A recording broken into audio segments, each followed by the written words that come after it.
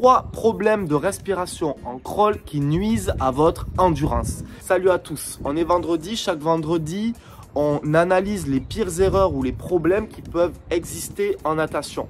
Et ensemble, on trouve des solutions. Aujourd'hui, on va parler du souffle et de l'endurance en crawl.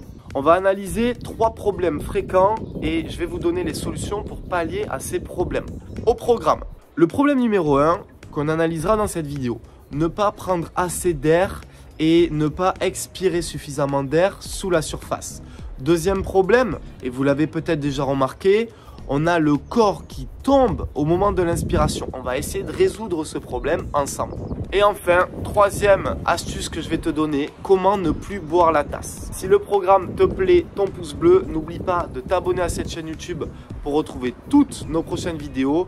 Et on est parti avec le sujet, let's go. Ne pas prendre suffisamment d'air et ne pas expirer suffisamment d'air. Pour maîtriser ton endurance en crawl, tu dois maîtriser ta respiration. La respiration, c'est quoi? C'est je souffle suffisamment sous la surface et j'inspire suffisamment hors de la surface. Imagine un coureur qui va faire que souffler ou que inspirer. Un coureur qui souffle uniquement. Au bout de 15 secondes, il ne va pas tenir le rythme. Et si un coureur inspire uniquement, là c'est pareil, il ne tiendra pas plus de 20 secondes en course à pied. En natation, c'est la même chose. Comment veux-tu nager de longue distance si tu ne souffles pas suffisamment et que tu n'inspires pas suffisamment? Tu dois trouver un équilibre avec ces 2 points.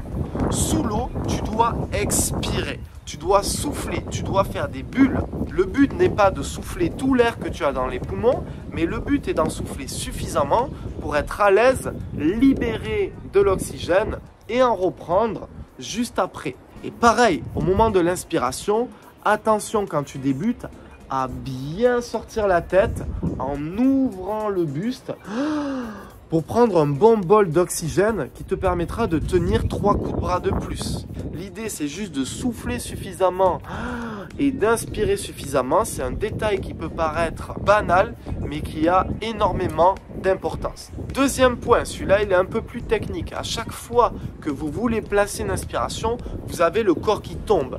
Les bras s'affaissent, les hanches vont vers le bas, les battements s'arrêtent et s'éloignent l'un de l'autre. Ça, c'est quelque chose qu'on remarque systématiquement en stage de natation et on y apporte des corrections. Ce que tu dois faire techniquement, c'est garder le bras en appui devant jusqu'à la dernière seconde. James Bond pour les intimes. Vous pouvez écrire en commentaire si vous avez la référence. Aussi, vous devez accélérer les battements pour gagner en propulsion, ouvrir suffisamment le buste et effectuer un bel appui. Ça, c'est des points que tu dois mettre en place et sur lesquels tu dois te concentrer au moment de ton inspiration. Cette concentration, au début, il faut la forcer pour qu'elle devienne naturelle ensuite. Personnellement, je vous accompagne sur votre respiration, le rythme, le souffle et le geste de l'inspiration dans mon nouveau programme en ligne, le pack Endurance. Le lien est dans la description, je t'en parlerai un petit peu plus à la fin de cette vidéo. Troisième partie, je vais te donner une astuce pour ne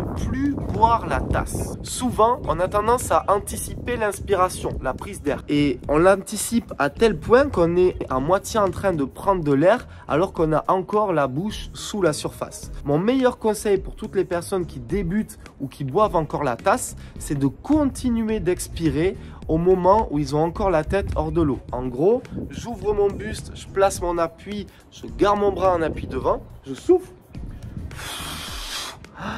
et j'inspire. Et vous avez vu qu'en fait, j'ai soufflé